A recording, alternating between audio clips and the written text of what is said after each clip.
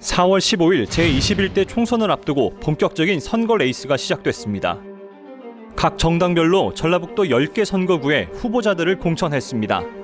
역대 전북도 국회의원 선거를 키워드별로 살펴볼까요? 첫 번째는 24명입니다.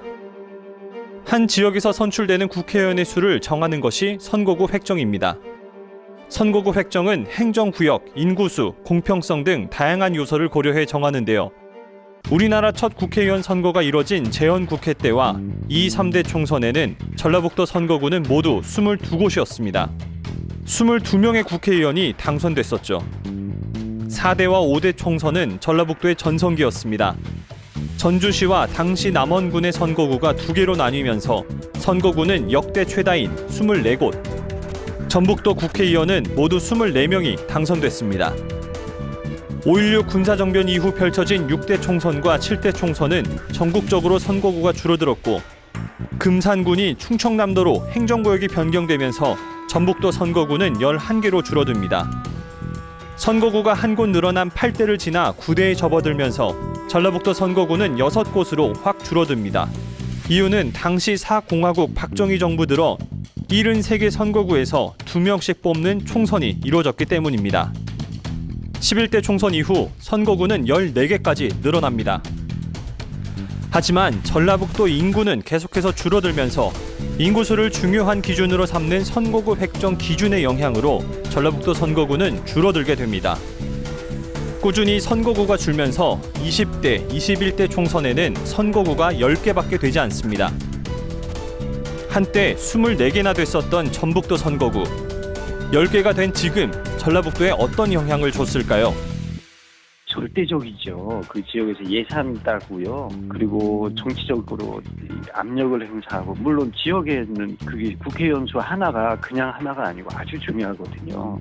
제도적으로 손을 봐야지. 인구가 절대적으로 주는데, 인구가 예컨대 앞으로도 계속 줄 텐데 이 지역의 대표성을, 광역적인 지역의 대표성을 인정해서 달라 그러면 헌재 판결 때문에 그게 장기적으로는 효과가 없을 거라고 봐요. 두 번째는 평균 이상입니다. 모두 20번의 국회의원 선거가 치러졌습니다. 이 가운데 전라북도 투표율이 전국 투표율보다 낮았던 때는 제19대 총선이었습니다.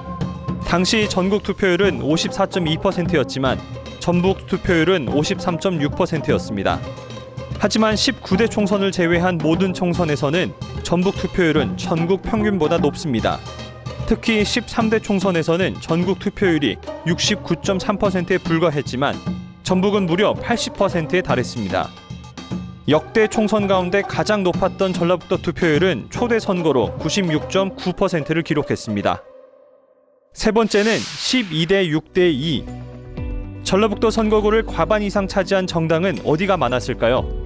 1985년 총선까지는 보수계열 정당이 6번으로 4번에 그친 민주당계보다 오히려 전라북도에서 더 많은 국회의원을 배출했습니다.